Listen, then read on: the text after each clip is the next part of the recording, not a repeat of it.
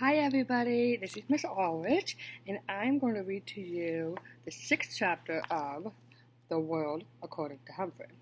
Hope you have your coffee ready.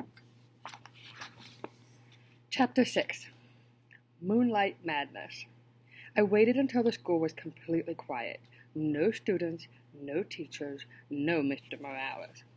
Then I got busy because I had a lot of work to do. Big work for a small hamster. First, I took the Moonlighters Club clipping out of my notebook. Holding it in my mouth, I opened the lock that doesn't lock, scurried across the table. Getting down off that table was still a problem. I grabbed a hold of the leg and I slid down, as I've done many times before. It makes me feel a little queasy in my tummy, but it would be worthwhile if I could get Aldo a girlfriend. I hurried over to the big machine, which was very high off the ground. It seemed impossible for me to get up there, but I had it all planned out in my mind. Crawl up the wastebasket. Oh, I didn't know it would sway like that. Leap over to the seat of Mrs. Brisbane's chair. Whoa, slippery. Crawl up to the rung to the chalkboard tray behind it. Along the chalkboard tray to the bookcase. Then the hardest part. The dive from the bookcase to the overhead projector cart. If you've ever tried it, don't look down. I was practically home free, but I still had to get up to do the lit part. Still holding the newspaper clipping in my mouth, I grabbed on to a big screw sticking out of the side, and I pulled myself up. Then I reached up as high as I could and just barely managed to touch the top.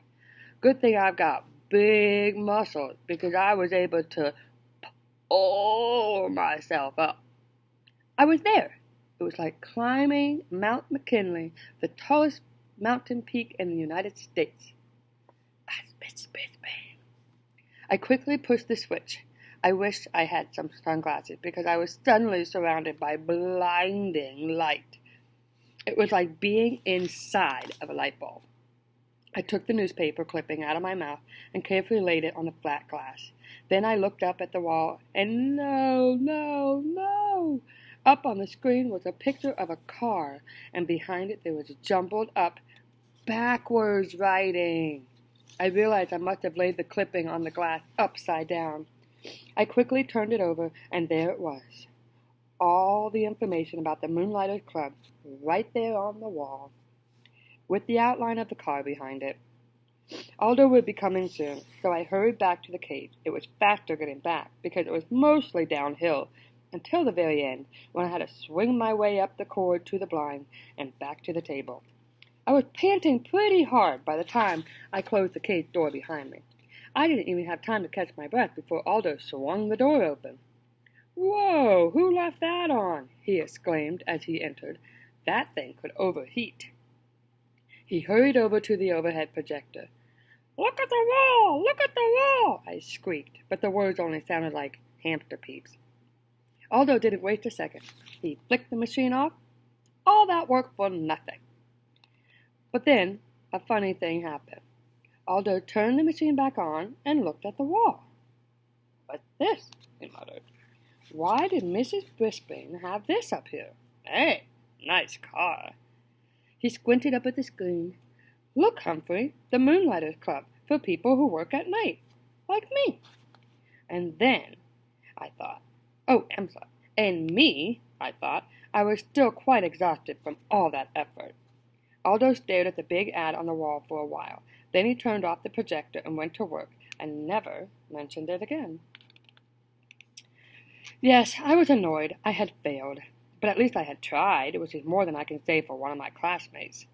Yes, Saya Nasiri. With my own furry ears, I had heard her promise to Miss Brisbane that she would raise her hand and clap.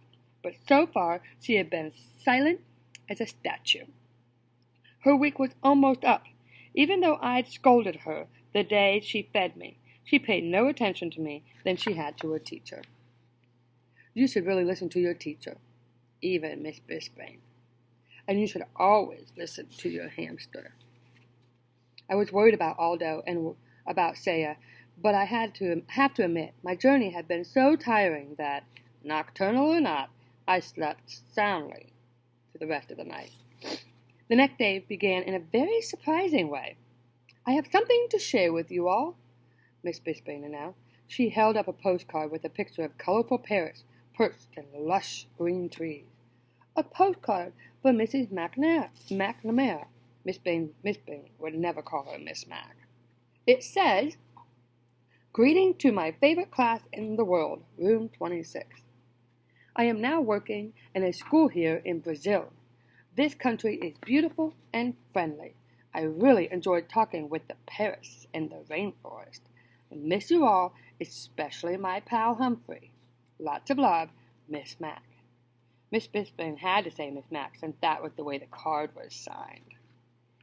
Happy, happy, happy. Not only did Miss Mac remember me, she missed me most of all. Oh, I missed her most of all, too. Especially every time I looked at Miss Brisbane, she glared back at me. Miss Brisbane showed us Brazil on the map, and it far away.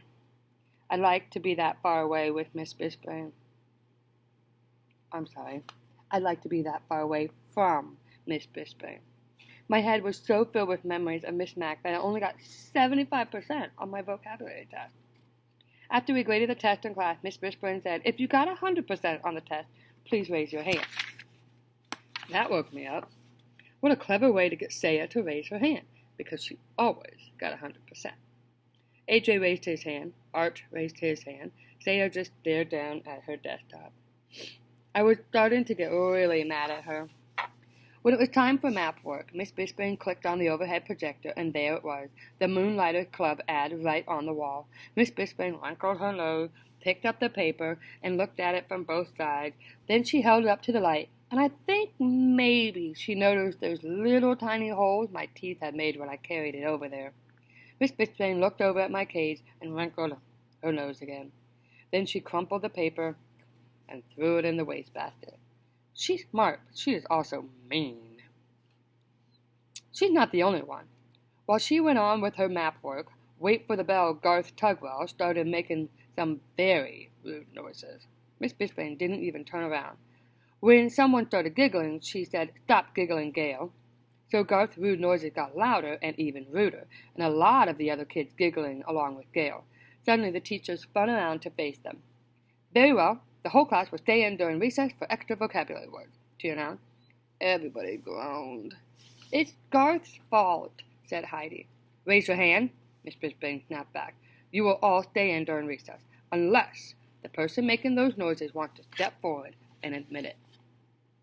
Nobody said a word, but everybody glared at Garth, including me. "Okay, I did it," he said. "Raise your hand," Heidi whispered loudly. "Very well, Garth. You, Heidi, and Gail will stay in during recess," the teacher said firmly. Heidi and Gail protested until the bell rang, but all three of them stayed in during recess. Instead of making them do extra vocabulary words, though, Miss Brisbane let them rest their heads on their desks, after she lectured them about their behavior, of course.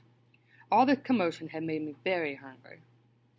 It says, all this commotion had made me a little hungry, and for some reason I hadn't been fed yet. So I decided to squeak up for myself. Miss Brisbane turned and pointed at me angrily. "I don't need any trouble out of you either," she said. Heidi raised her hand. "I don't think he's been fed today," she said. Miss Brisbane told Garth to feed me. Then she dismissed the girls and told them to go outside and play for the rest of recess. So she wasn't completely mean to them, anyway. She even trusted Garth to be alone in the room while she took some papers down to the office. I'd always liked Wait for the Bell Garth, so I was surprised when he started grumbling at me as he filled the water bottle and put some fresh mealworms in my cage. "One of these days you'll get in trouble too," he said. "I'll see to that." "Huh?" I squeaked.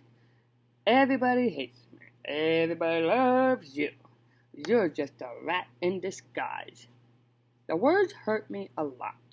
Why would Garth say that? I mean, sure, almost everybody does love me. But I don't make rude noises and get other people into trouble. I was still pondering Garth's behavior when my classmates returned to room 26. Mrs. Brisbane must have gotten rested up over the recess because she greeted them with a smile. "I have a surprise for you," she told the kids. Surprises always get the class attention. They think surprises are always good. However, I know that surprises can be bad, like the day Miss Mac left me forever. We're going to pick who gets to take Humphrey home for the weekend, she explained. Now you all know whether or not your parents gave permission for you to bring him home. So if you like Humphrey for this weekend, raise your hand now. Hey, hey, hey! You should have seen all the hands that went up. I could hardly believe my eyes. Miranda and Heidi and AJ and every single hand in the class, except Garth's. Even Saya Nasiri raised her hand. Miss Brisbane noted. Saya, do you think it will be all right with your parents? She asked. Saya nodded her head. I can't hear you, said Miss Brisbane. Yes, ma'am, said Saya. It was strange to hear her voice in the classroom. Miss Brisbane gave her a note to bring back from her family on Friday. I napped the rest of the afternoon, but whenever I woke up and glanced over at Saya's desk, I saw her doing something I'd never seen before. Smiling. Tip 6. You can leave your hamster alone for a day or two. Otherwise, find a suitable caretaker, or if possible, take your hamster with you. In its own little cage, a hamster can be very portable. That's it for Chapter 6. Can't wait to find out what happens in Chapter 7.